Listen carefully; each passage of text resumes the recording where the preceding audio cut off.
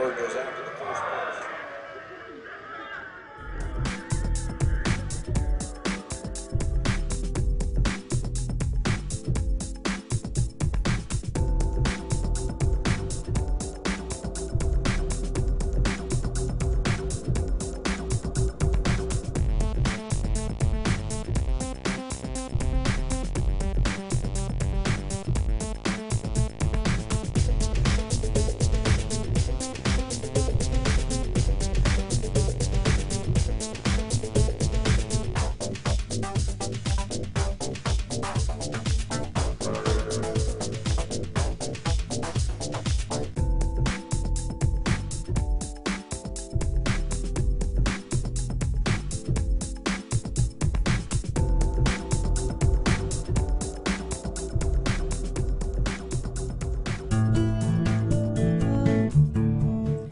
Maybe your first experience of putting money in the bank wasn't quite as heartwarming as this, but odds are, years later, you still refer to the balance showing on your bank account as being your money in the bank. But it isn't. If we have a deposit box at the bank, the valuables we put in it are still ours. We're just renting secure space to store them. In common usage, the word deposit means to set something down. But the use of the word deposit to refer to a bank account is misleading. A bank deposit is in reality a loan. What the amount in our bank account really indicates is how much money the bank owes us. It's a record of the bank's promise to pay us money, not the money we deposited itself. The difference is important. The truth is, when we hand the contents of our piggy bank to the bank teller, our money becomes the bank's money to do with as it pleases. All of the money in the bank is the bank's money. None of it is ours. That's why the bank pays us interest. We have loaned the bank our money. This may seem to be a semantic distinction. We know we can go to the bank at any time and take our money out in cash if we want to. But the distinction is not semantic, nor is it trivial. The distinction is crucial. What happens in banking affects everyone, and yet few of us know anything at all about how banking really works. The entire world economy now runs on a system of credit provided by banks, and when that credit system breaks down, everyone suffers.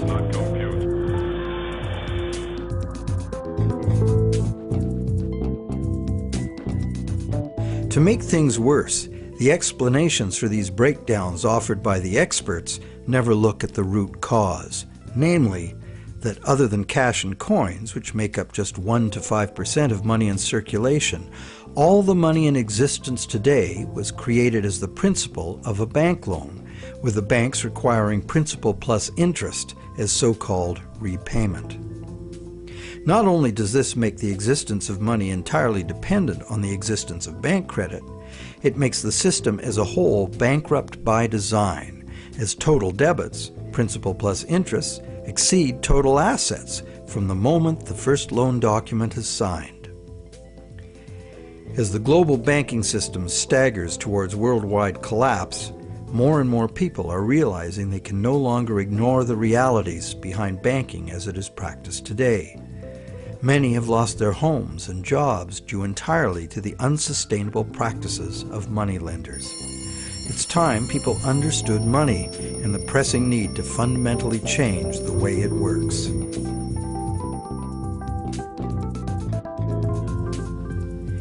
Clarifying what the words used in banking really mean is the first step. Now that we know that a deposit is, in truth, a loan to a bank, the next question is, what is a loan that we take out from a bank? When we sign for a loan, we give the bank a pledge to pay the amount of the loan plus interest. In return, the bank credits our account in the same amount as this so-called loan.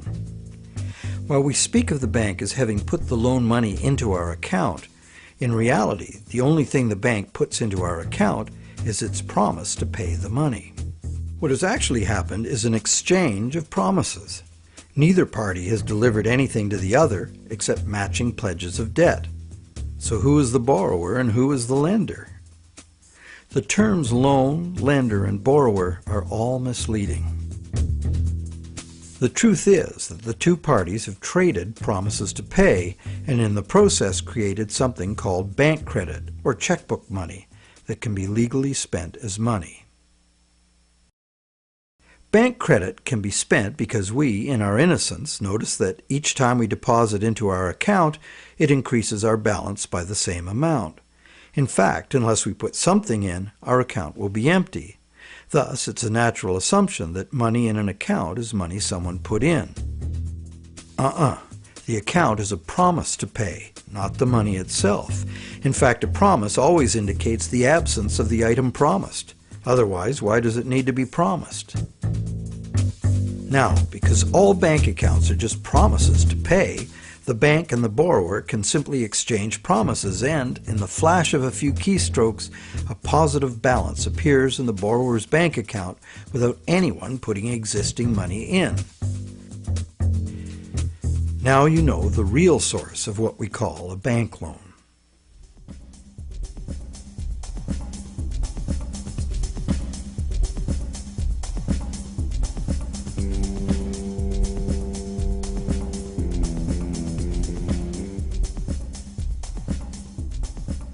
How different would it be if two parties just got together in a basement with a printing press and created new money that way?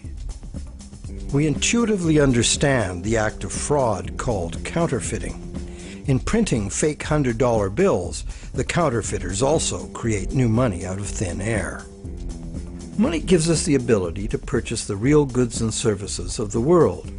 It's clear that the counterfeiters have created new ability to purchase real goods and services without giving anything in exchange except a fancy piece of paper. Counterfeiters get something for nothing directly at the expense of whoever gets caught with their counterfeit money. And if the counterfeit money is not discovered, it dilutes the money supply, stealing from everyone. Counterfeiting is a serious crime, and it is easy to understand why. It's cheating on a basic social agreement, thou shalt not steal. But taking a loan from a bank also creates new purchasing power. However, instead of being considered a form of theft, it is the very basis of our monetary system.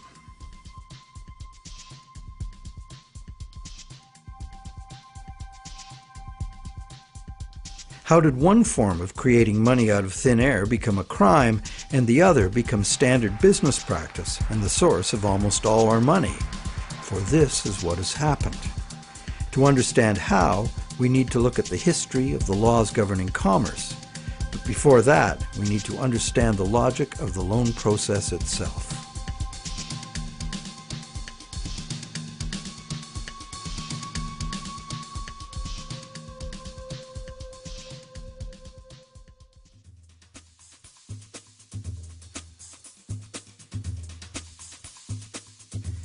The borrower wants to purchase an item, but doesn't have the funds to do so at the present time. However, the borrower does have confidence in having sufficient funds over time to pay both the original price of the item and the interest on a loan. So he goes to a bank to arrange a loan. The borrower is capable of making a credible promise of money in the future, but otherwise at this moment he comes with empty pockets. That's why he needs the loan.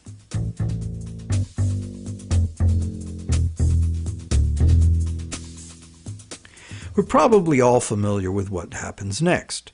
The bank gets the borrower to sign an agreement in which the borrower promises to pay the bank the amount of the loan plus interest, or, in default, surrender to the bank the object that is to be purchased with the loan.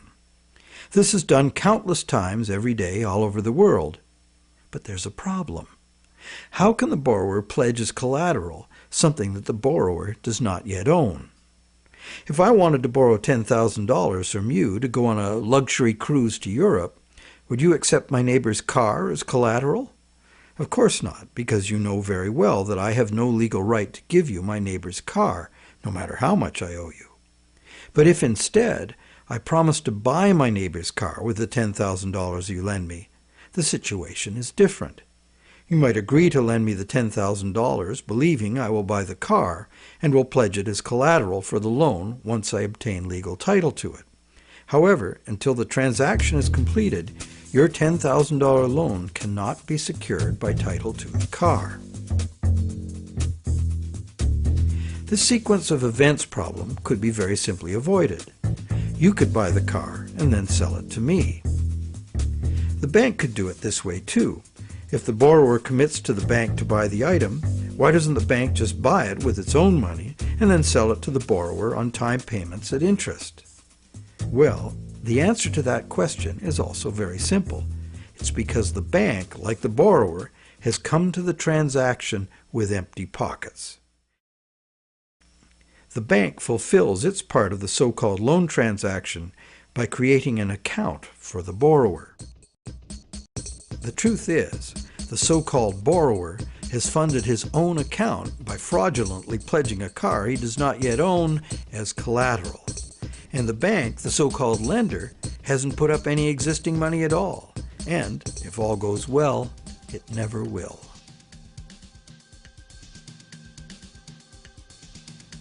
The borrower believes the new numbers in his account now represent his money in the bank. He, like the rest of us, doesn't understand the difference between existing money and a promise of money. If you can spend it, what does it matter? So now the question is, will the seller of the item accept the bank's promise to pay? While some people may hold out for cash, most will say yes to a check or an electronic funds transfer from the buyer's bank. Why?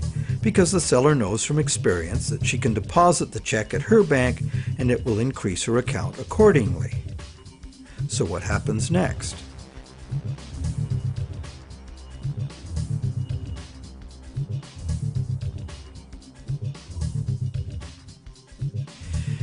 Well, obviously the buyer's bank now owes the seller's bank the amount of the loan. So you might be thinking, isn't this where the money comes out of deposits? The bank's promise to pay the borrower has just been transformed by the transaction into a promise to pay the seller's bank instead. So now the buyer's bank has to transfer some of its existing money to the seller's bank, correct? Yes, but probably only a small proportion. And over the long term, as long as the bank gets its fair share of deposits, the net amount of existing money the bank needs to cover its loans can theoretically be zero. How? Well, imagine first that the seller has her account at the same bank as the buyer. She deposits the buyer's check into her account. All the bank has to do to complete the transaction is reduce the buyer's account by the same amount it increases the seller's account. As both accounts are just promises, no existing money is involved in doing this. What is the end result? The bank has created bank credit for the borrower to the sum of $10,000. The borrower has bought the car that existed in the world of real things, and the seller now has that bank credit of $10,000. Thus, a brand new claim upon $10,000 worth of real goods of value was accomplished with absolutely $0 of the bank's or anybody else's money. On top of that, the bank gets to have all this so-called money paid back by the borrower's honest toil, plus interest, or the bank gets the car. Magic like this is usually seen on stage. So now let's examine what happens if the seller deposits her check in a different bank. Won't that require a transfer of existing bank funds from the buyer's bank to the seller's bank? Perhaps, but it will almost certainly never be anywhere near the whole amount because, in effect, the banking system functions as one bank. To illustrate, let's add another transaction to this scenario. That same day, the seller's bank made a similar loan to a little old lady who bought a mega home theater system. The electronics store deposited her check at their bank. The electronics store's bank made a similar loan that was deposited at the original borrower's bank. And when all the various balances were settled, the banks didn't owe each other anything. And even if there were differences, they would have been just a small portion of the total credit created. So, at this point we can say that although banks don't actually lend out their depositors' money, as most of us imagine, they still need deposits to make loans. This is because banks need incoming credit from other banks to offset their own credit being deposited at those banks. As long as banks keep their outgoing credit balanced with incoming credit, they are free to make new loans and thereby keep creating brand new credit money. None of it will ever have to come out of the bank's pockets.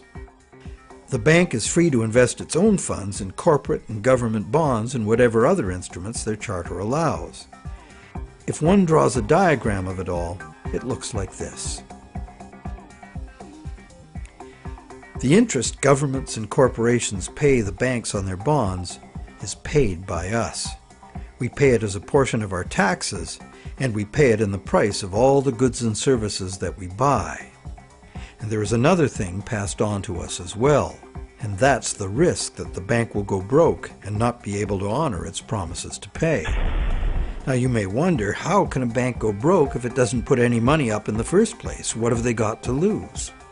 The answer to that question is that banks differ from counterfeiters in that the banks are legally allowed to create new money, but only by certain rules of accounting.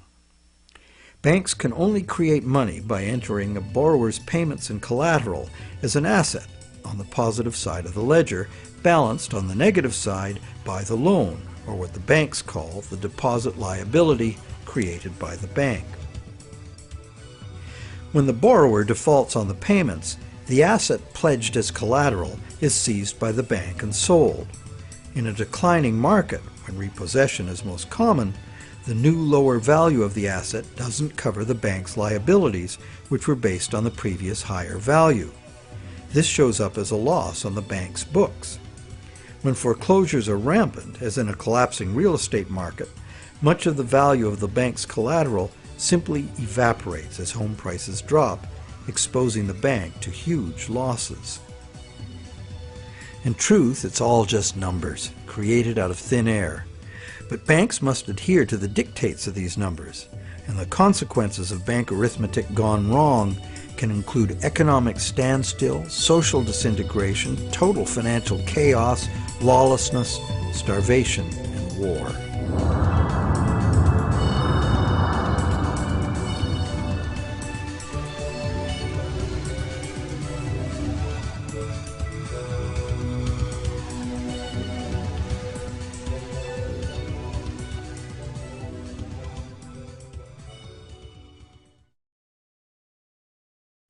However, for the purposes of understanding the anatomy of a loan, we shall assume that the system is still functional, and all three of the loans we were looking at will get paid. The end result is that not $1 of existing money has changed hands, but $30,000 of new bank credit has been created and spent into the money supply, and each of the three banks gets to collect interest on $10,000 of it.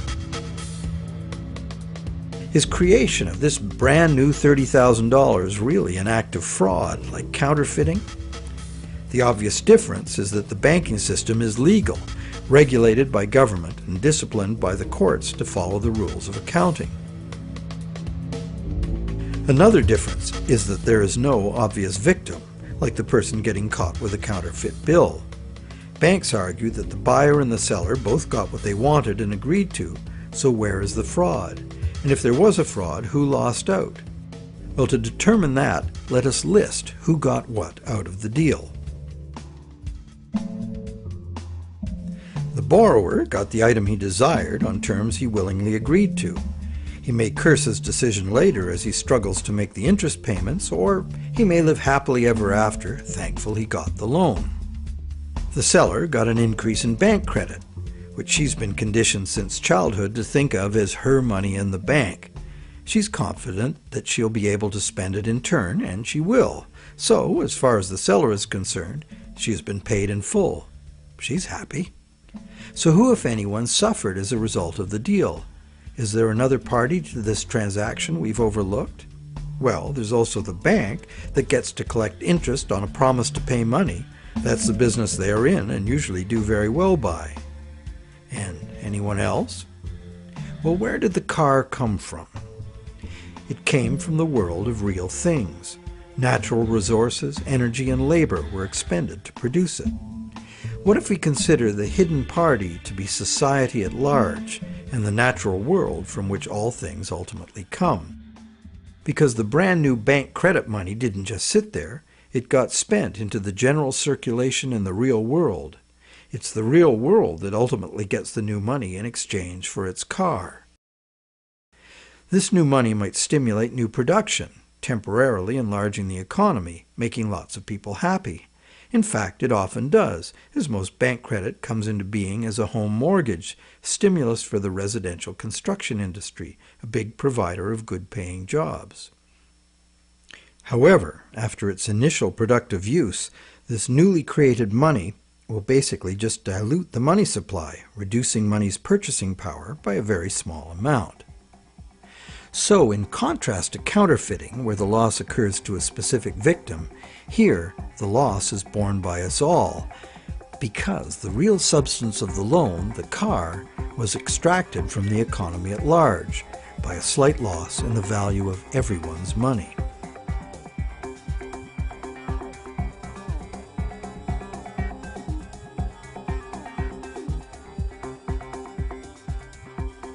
To continue our comparison of bank credit with counterfeiting, counterfeit cash eventually gets detected and removed from circulation, causing a direct loss to whoever accepted it. There is, of course, no guarantee of how much will be detected, nor any prescribed schedule for its removal. Bank credit is also removed from circulation over time because, as bank credit is paid back, the principal part of every payment is extinguished. Now remember that almost all the money in existence today is bank credit. Therefore, almost every dollar that passes through our bank accounts has a scheduled appointment to one day be paid as a principal payment on a bank loan and cease to exist. On top of the principal are the interest payments, which will become bank income, much of which will be recycled into the economy as interest to depositors and other bank expenses.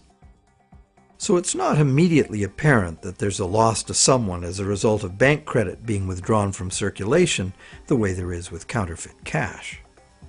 But if we look closer, we find an interesting situation. We don't need anything more than fundamental arithmetic to understand the power that lies in controlling the money supply and why, as currently designed, total debt must constantly expand or the system collapses. Whenever the rate of debt money creation falls behind the rate of debt money destruction, the total amount of money in use will shrink. This is called deflation because the money supply is shrinking, like a deflating balloon. The result is less money relative to the goods and services available. With less money around to pay for them, the price of goods and services go down. At first, this sounds like a good thing, and it could be, if money were not created as debt at interest. For anyone not in debt, deflation would be like a general dividend on money, paid in goods and services of our choice. It would be as if money were the people's stock in their own prosperous company, their nation. People wouldn't have to demand a pay raise. If a nation were more productive as a whole, thus deserving of a raise, everyone would benefit automatically by having their money buy more. However, this is definitely not the effect deflation has in a system where money comes in the form of interest-bearing debt. More than 95% of all money currently in existence is in the form of debt to banks, promises to pay with interest added.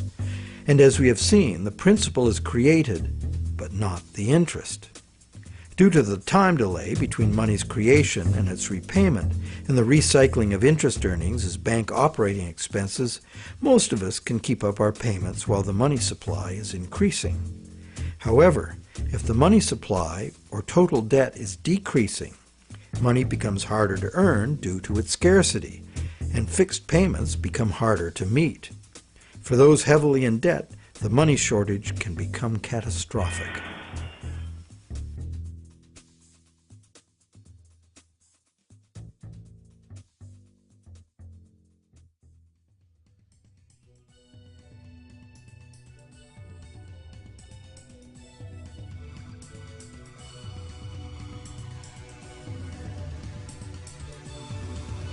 Unfortunately, the psychological effects of falling wages and prices rapidly accelerate the process, as borrowers, including large businesses, lose confidence in being able to repay loans, so that they don't sign up for any.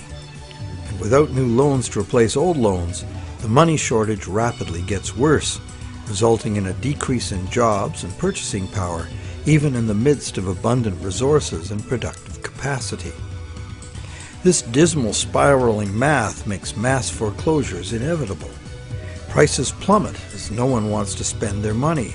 Shrinking values destroy the value of loan collateral, causing banks to write off huge losses. Some even close their doors. Consumer and business confidence is lost. Rampant economic and social dysfunction follows.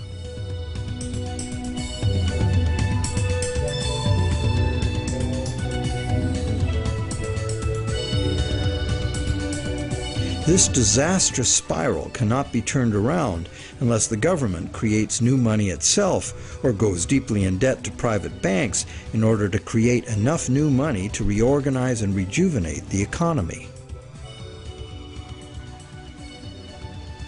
The most familiar example of this is the stock market crash of 1929.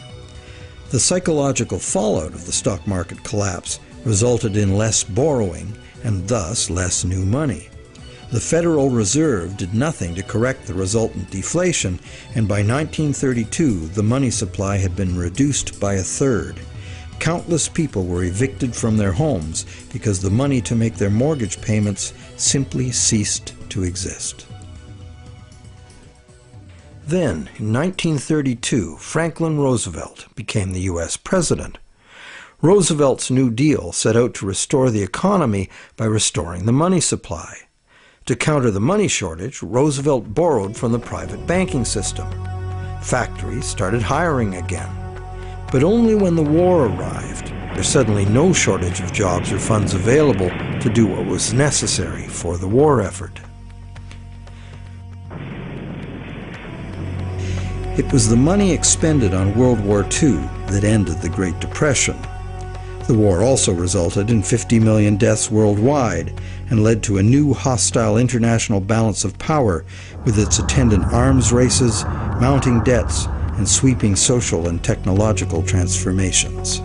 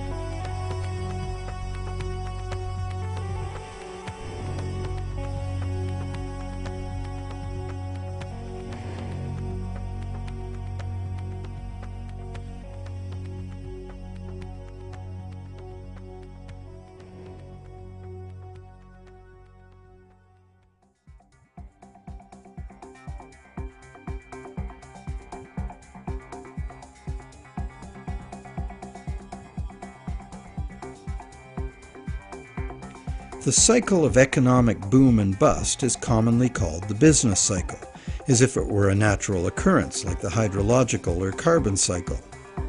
These natural cycles are ultimately driven by the sun. But what is it that drives the business cycle? One answer is the supply of money. And, as we have seen, the supply of money is dependent on loans. So let's look at what happens during the lifetime of an individual loan.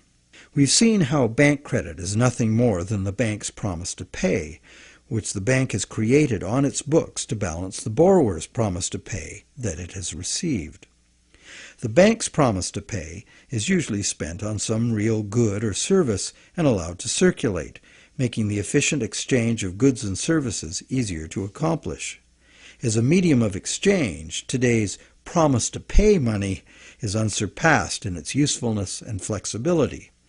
However, because no money is created to pay the interest, a seemingly impossible situation is created.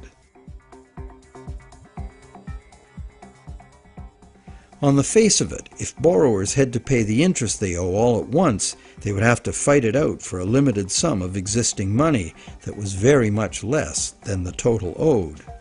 The percentage that would be unable to pay off their loans would be simple to calculate. However, interest is usually paid over time, not all at once. If this interest income is recycled into the general economy as spending, it can be available to be earned repeatedly. Once we understand this, the question of whether interest is actually unpayable becomes more perplexing. Is there such a thing as a sustainable system of lending that does not produce mathematically inevitable defaults? In the Middle Ages, usury, meaning charging interest or any form of making gains solely from having money, was condemned as a sin. While the justification was moral, the reason was practical. In a fixed money supply like gold, anyone systematically rolling over all of their loan money at interest will soon end up with all the money. This problem was a big factor in the ruin of Rome. Private accumulations of gold forced the government to mint coins made of base metals instead of the real thing. Debased currency led to failing confidence and ultimate decline. The lesson was well learned. For the next 1,000 years, the Roman Catholic Church declared collecting interest on a loan to be a sin punishable by excommunication. In some countries, the penalty for practicing usury was death. Is charging interest really a sin? While today it seems very reasonable to charge for the use of money, there's a simple and unavoidable problem with doing so. Unless moneylenders spend every penny of interest they receive in such a way that the borrowers can earn it again, the borrowers are going to come up short regardless of their hard work and personal virtues. Someone will default simply as a result of the arithmetic. This is easy to picture where there's a fixed money supply like gold coin. As long as all of the coins taken in as interest are spent so that the borrowers can earn them, the same coins can be used to pay the interest over and over. The lender can profit by buying real things with this coin, but the coin itself must be spent, not lent nor removed from circulation. Leaving aside any moral considerations, this arrangement would be sustainable. However, if the interest coins are re-lent at interest or removed from circulation by hoarding, there will be an inherent shortage of coins with which to pay off the aggregate debt.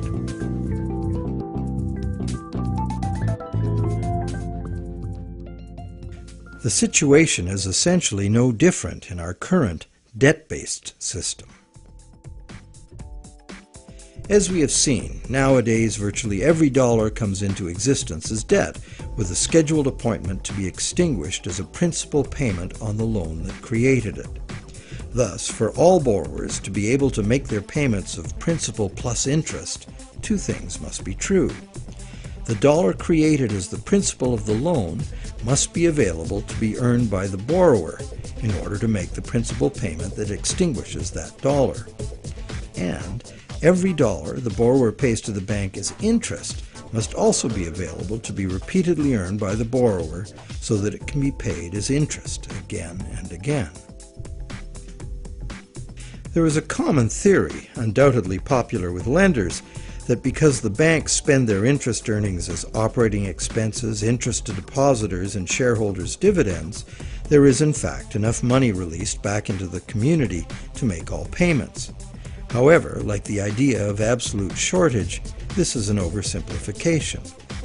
Picture what happens if someone else, such as you or I or an institutional non-bank lender, obtains this dollar and then lends it out at interest. Well, now that same dollar is simultaneously owed to two lenders and has two simultaneous interest charges attached to it. In addition, if this dollar is loaned, repaid, and reloaned by the secondary lender, it is not available to pay off the principal of the loan that created it, except as another loan. So, can we borrow from Peter to pay Paul and borrow from Paul to pay Peter? This gets interesting. We can. However, each time money is borrowed, there's an interest charge added that also must be paid. If all added interest charges can be earned, all payments can be made. On this basis, many economists and defenders of the current system claim there can never be a shortage of money and all payments can be made. But this seems to be a false assurance. For instance, if secondary lenders capture some of the money needed to retire the loan that created that money, the original loan can never be retired. The deficiency will have to be borrowed over and over forever, each time at interest. Each deficiency will be cumulative, adding to an ever-building total of debt that can never be paid off. And it stands to reason that for each added interest charge in the system as a whole, something extra is demanded of the system as a whole to pay for it. This affects everyone, producers, governments, and consumers. For producers, that something extra must be raised through higher prices or more sales. However, competition for more sales usually requires lowering prices, necessitating even more sales, and leads to overproduction and saturation of the market. The end result can mean job losses, plant closures, and bankruptcies. For governments, that something extra is raised by increasing taxes.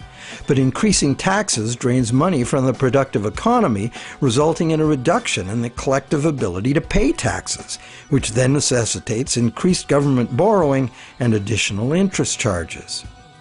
For consumers, something extra can mean getting an additional job, or borrowing to pay past debts, or paying off debt over longer periods of time. However, competition for jobs tends to lower wages, and paying over longer periods of time adds enormously to the amount of interest owed. And of course, borrowing to pay off past debts is like trying to fill a hole with more hole. And that is the situation we find ourselves in today. Producers can't sell more because consumers can't afford to buy.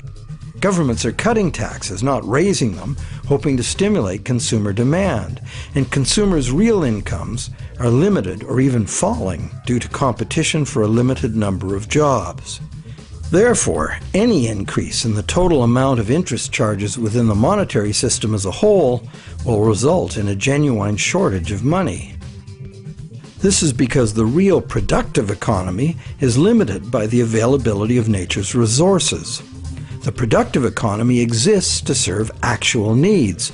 It simply cannot keep pace with the demands of the artificial financial economy, which has an unlimited appetite for profit, and which operates with no regard for the natural limitations of the real world.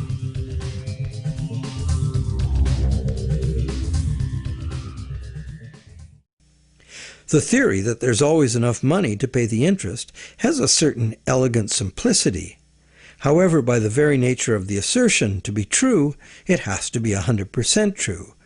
This is impossible.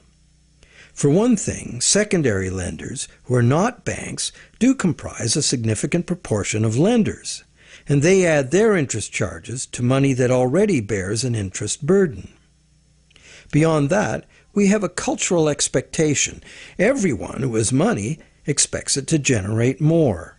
Money that needs to be spent and made available to be earned by its original borrower is, instead, lent at interest or invested for gain. Therefore, we can conclude that the two conditions that must be true for all borrowers to be able to make their payments of principal plus interest and thus permanently discharge their debt, those conditions are not met by the current system. Nowhere in the current system is there any restriction on relending money that was created as a loan, nor is there any obligation upon banks to make their profits from interest available to be earned by borrowers, enabling them to extinguish their debts. Quite the opposite. Banks invest these profits to make further profits. And it's not just the banks that cause the problem. Anyone who takes their ball of money and starts rolling it like a snowball to make it bigger does so at the expense of borrowers who will not find that money available to pay their debts, except as more debt. And of course, those rolling the biggest snowballs pick up the most snow. As the saying goes, the rich get richer and the poor get poorer. Money needed by borrowers in the lower realms of workaday productive economics moves upstairs to play in the casino world of abstract financial profit, and that's a world where transactions are little more than gambling on numbers in an effort to achieve higher numbers. They have little or nothing to do with providing the necessities of life.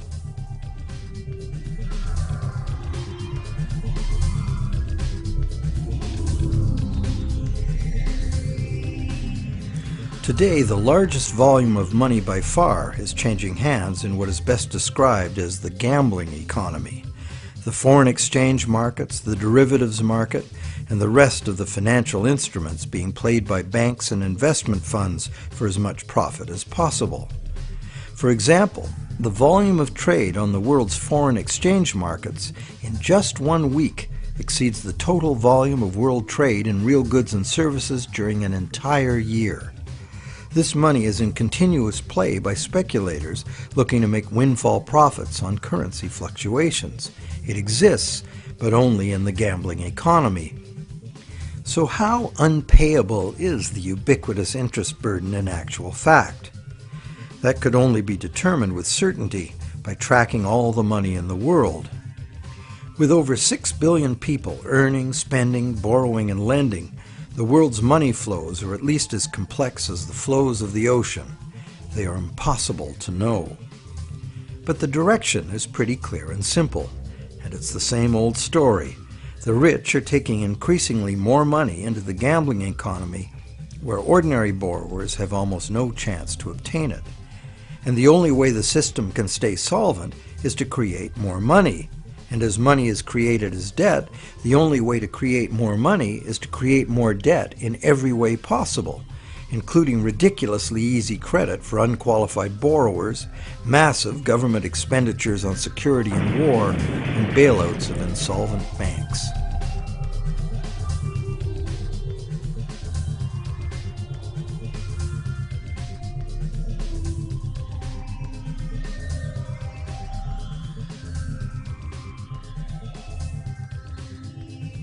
How does the individual loan cycle relate to the boom and bust phenomenon known as the business cycle? The individual loan cycle can be described like this. First, there is economic stimulation because of initial spending. This is followed by inflation because new money basically just dilutes the money supply. And eventually, inflation is followed by deflation as loan repayments gradually extinguish the principal, removing that money from circulation. As long as the individual loan cycles don't match up, these cycles can smooth each other out.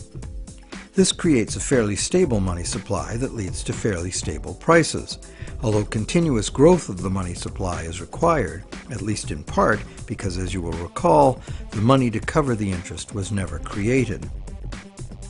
This is the model on which our economy is currently based. Avoiding deflationary spirals and keeping inflation at a level that doesn't upset people's apple carts constitutes the art of managing the economy, which is rather narrowly defined as achieving so-called price stability. However, a look at the purchasing power of the US dollar in real goods over the last century instantly reveals what this so-called price stability has really meant. The dollar has clearly lost almost all of its value, 96%, and is continuing to do so at a rapid pace. So price stability is not being achieved, and one hardly needs a degree in psychology to understand how human nature itself would turn the individual loan cycle into the collective phenomenon of the business cycle. The simple reason being that if one person sees great prospects and is doing well borrowing and expanding, others would have the confidence to do the same. Beyond the merely psychological effects, if one business is expanding on the basis of credit, Its suppliers and distributors will find it necessary to do so as well, or lose that business to someone who will. The same herd effect would occur for a gloomy outlook and accompanying credit contraction. Thus, it is entirely predictable that individual loan cycles would have a built-in propensity to line themselves up rather than be randomly distributed. And when they do, we see the larger scale cycle called the business cycle emerging directly from the cumulative effects of individual loan cycles.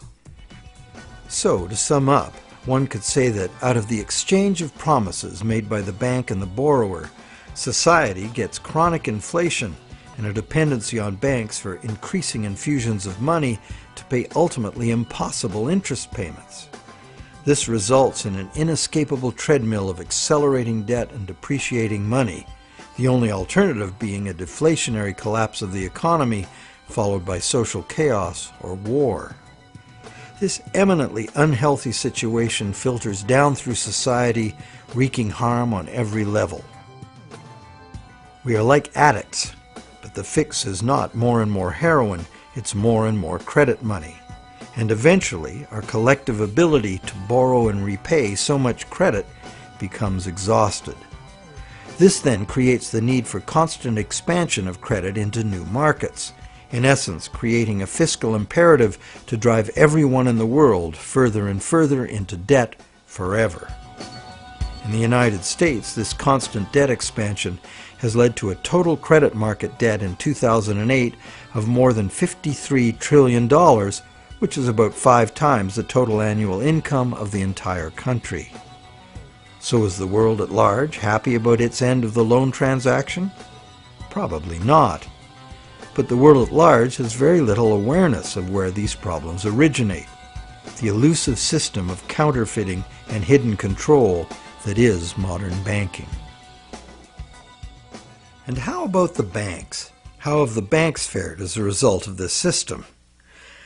Well, first, by putting up only a small fraction of the money they ostensibly lend, the banks have obtained a river of income from interest payments on consumer loans and mortgages. Second, by using their credit powers to acquire large portfolios of corporate and government bonds, banks collectively appropriate control over government and industry. And thirdly, due to the inevitable defaults and foreclosures, the banks gain legal title to a lot of real property the world over. And finally, if the worst happens, if borrowers default en masse, causing the banks large losses, the government is forced to rescue the banks with multi-billion-dollar bailouts to save the financial system. And what are these bailouts financed with? You guessed it, more taxpayer debt. It is really quite an achievement to pull this off, and without most of the victims even being aware of it.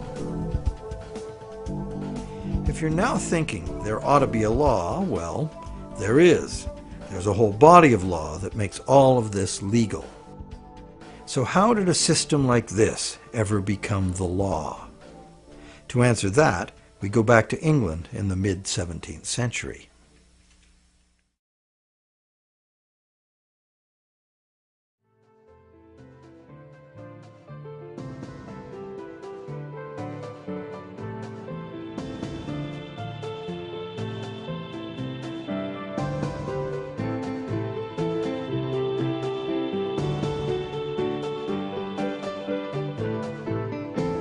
With the development of better ships and the new explorations they allowed, trade was expanding rapidly. In order to carry out commerce, especially over great distances and lengths of time, written contracts were becoming more and more important and more sophisticated. Under English common law, it had long been established that a contract could only be enforced if something of real substance had changed hands. A transfer of goods or rights in property was the real stuff of the exchange, and that was what the court would evaluate for fairness, not just the words on the document. A contract under which there had been no exchange of consideration, meaning real goods or rights in property, was deemed to be empty and was therefore not enforceable by the court. So, a contract in which a borrower, say, pledged a car he does not own in exchange for a bank's promise of payment would not even qualify as a contract. No common law court would enforce it. As well, in the event of a dispute over a contract, under common law, only someone who had actually provided consideration to the transaction, in other words, only someone who delivered the goods, had the right to sue in court for fulfillment of the contract by the other party. This right was not transferable to a third party.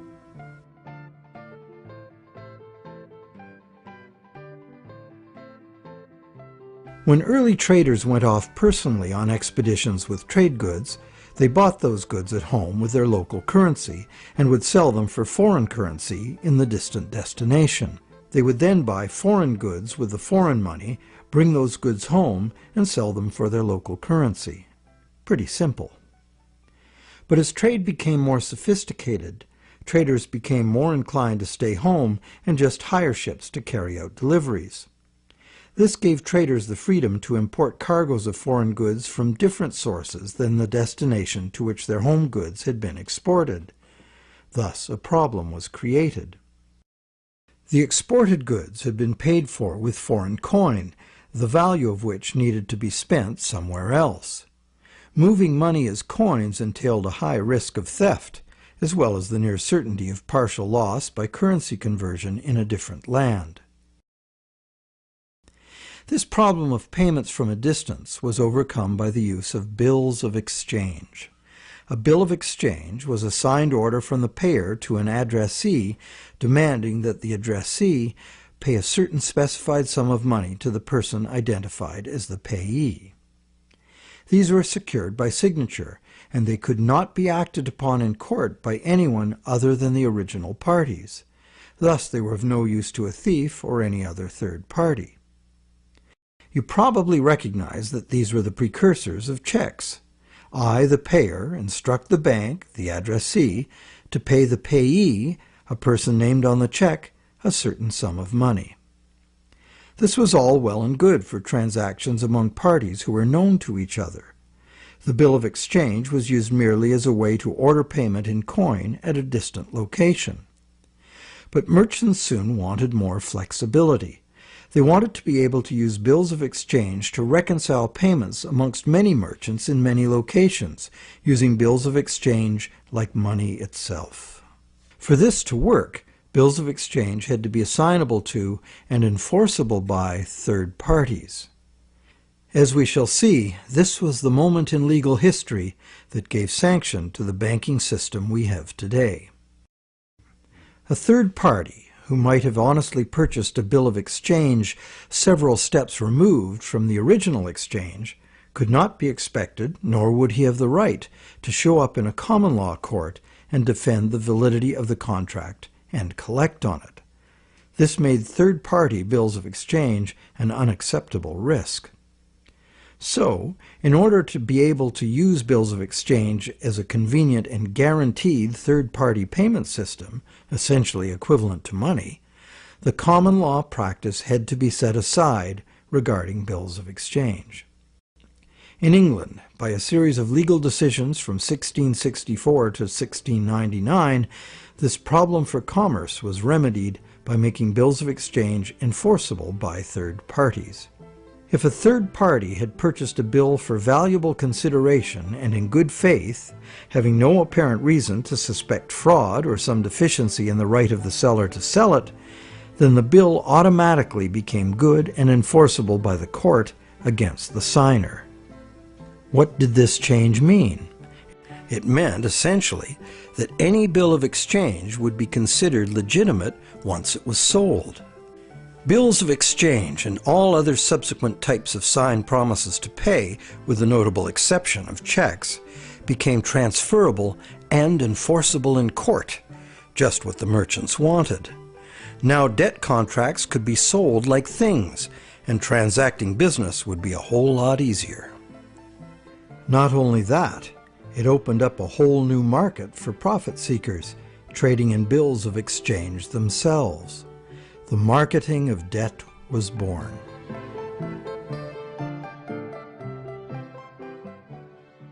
The change in the law had another effect as well. It made it possible to trick or even force a person into signing a legally binding promise to pay, and then, if that promise were purchased by a third party for real consideration and in good faith, it would be enforceable against the signer in court. Ultimately, this became one of the foundational principles of the Uniform Commercial Code, which governs the conduct of business in the United States, and by extension, in most of the world.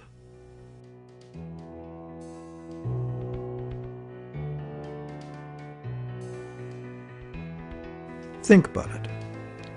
If we buy a stolen laptop from a guy on the street, we're guilty of receiving stolen goods, a criminal offense.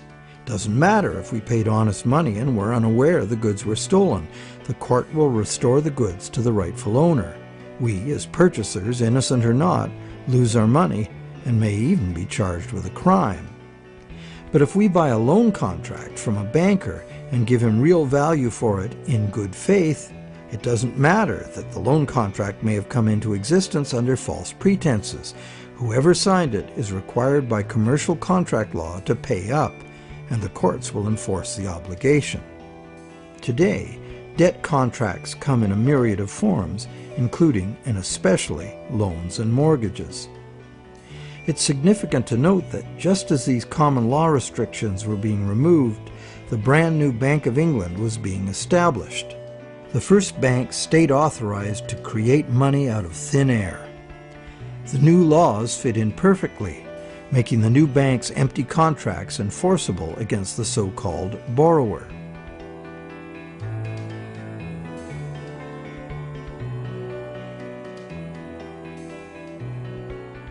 Those who have discovered the true nature of their own bank loans and have attempted to challenge the validity of their debt contracts in modern courts have discovered to their dismay that this commercial contract law is still the bedrock defense of money as debt.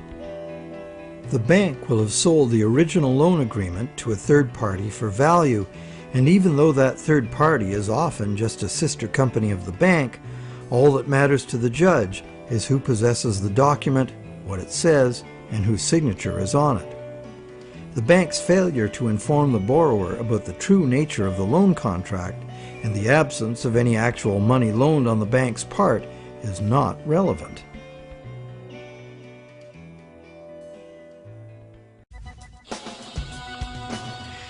So, to conclude our investigation, it appears that modern banking practice rests on several distinct violations of common law, common sense, and natural justice. The first violation is the fraud the borrower commits by pledging as collateral property the borrower does not yet own. And the bank is complicit, as it knowingly accepts the fraudulent pledge as backing for the credit it creates. The second violation is the failure of the bank to disclose the true nature of the contract. The bank calls it a loan, leading the borrower to believe that he or she is receiving a loan of existing money. But the bank knows full well it has provided only a brand new promise to pay, simply typed in on a computer screen. A promise that the bank knows it will probably never have to fulfill. Thirdly, the loan agreement should be invalid because impossible contracts are legally invalid. The bank is creating an impossible contract because the conditions required to guarantee that the borrowers have the opportunity to pay off the principal plus interest are not met. Unless the system enforces 100% recycling of both principal and interest, which it emphatically does not, some borrowers are going to default and lose their collateral simply due to the systemic shortage of money. The fourth violation is the violation of natural law by the law of contracts, which confers automatic legitimacy of title on any contract if the contract is sold to a third party for valuable consideration. This violates the principle that one cannot give better title to something than one has. But perhaps the biggest fraud of all is that most of the people who produce the real wealth of the world are in debt and at risk of losing everything they have worked for to bankers who fabricate money out of mere promises to pay. And where does this leave us? We are hostages in an economy that must grow faster and faster to keep up with an ever-growing money supply, or the entire system collapses in ruin. The money system as currently structured refuses to recognize that the real economy is limited by the capacity of the planet to provide the raw materials and waste disposal services the economy needs. The planet is finite, and therefore it should be obvious that the economy cannot grow at an accelerating pace forever. Our current money system runs like the bus in the movie Speed. It could not slow down, or the bomb planted on the bus would go off. And our situation is even worse, because the rate of debt creation must forever accelerate, or the entire economy crashes.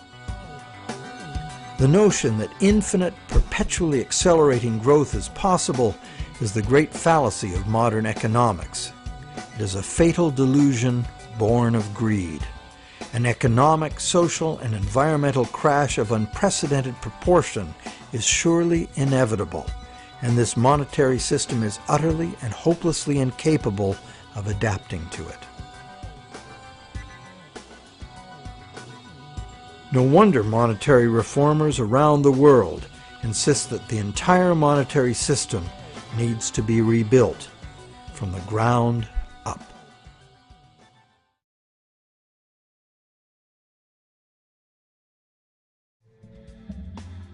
So what is the solution?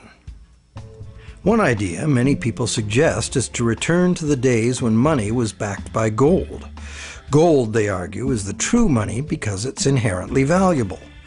The underlying principle here is that money should be a commodity that is valuable due to its scarcity, as gold is scarce.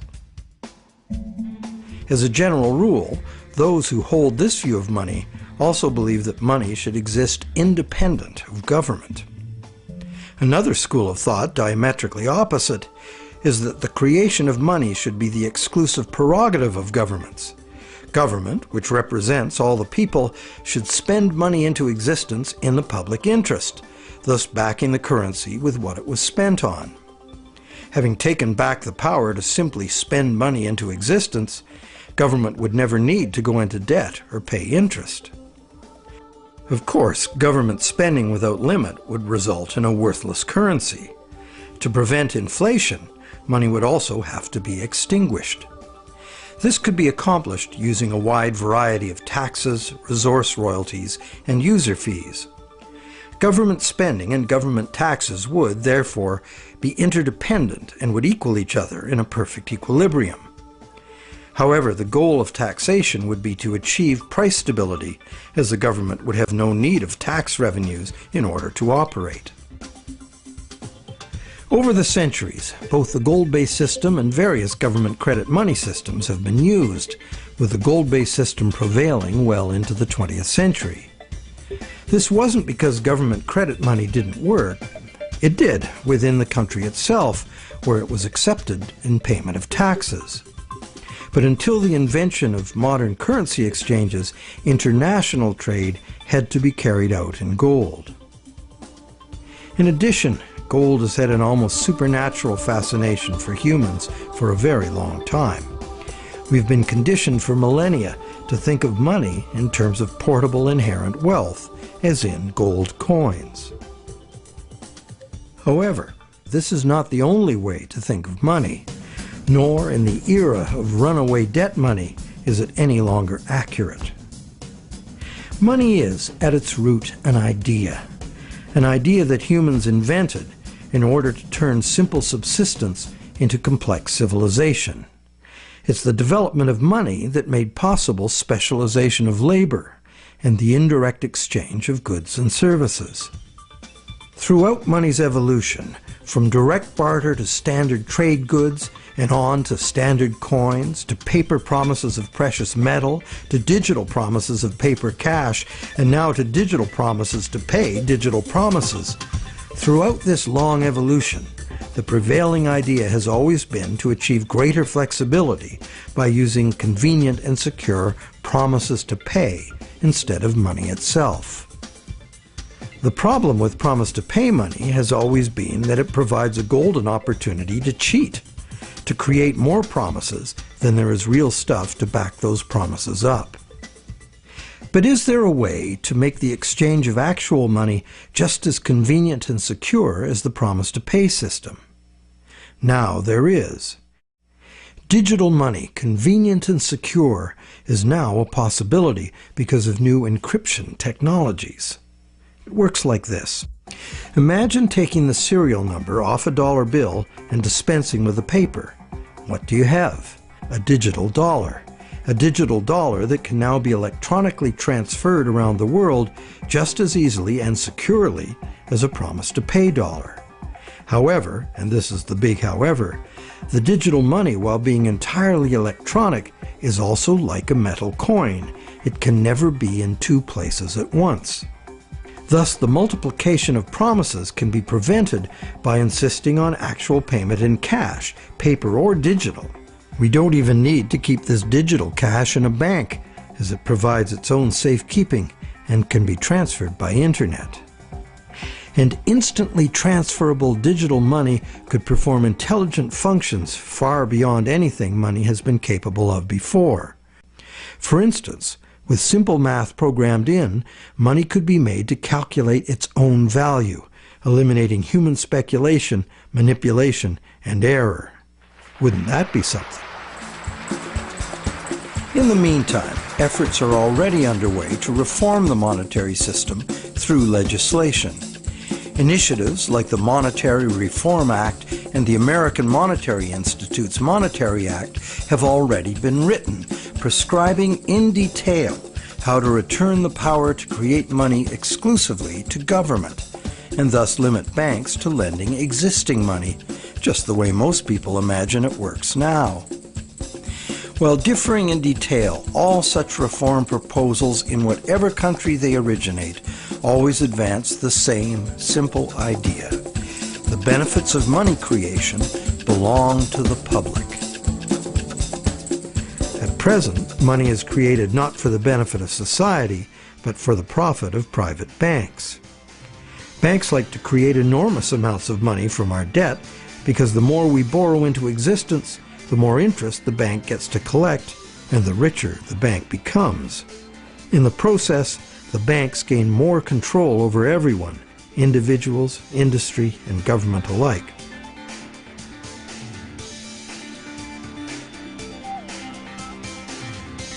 Abundant money too often leads to speculative asset bubbles that make insiders rich.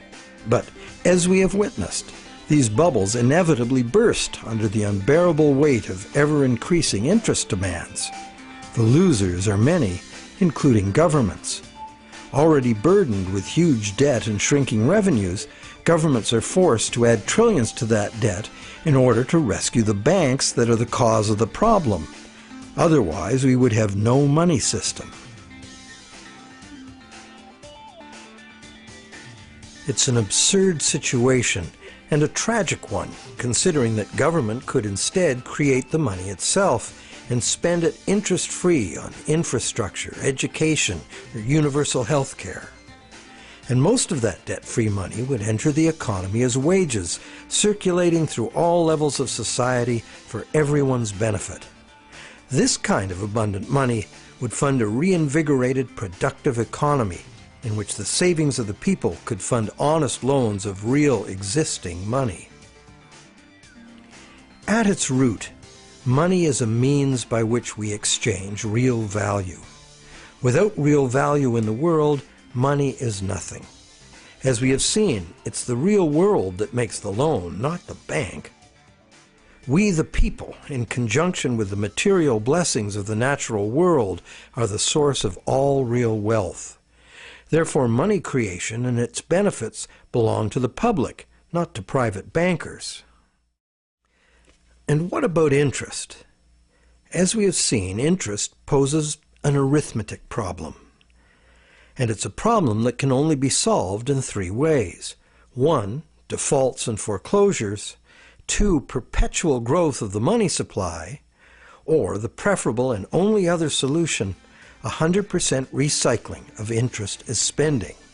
But such full recycling could only be accomplished by nationalizing the banking industry in the public interest.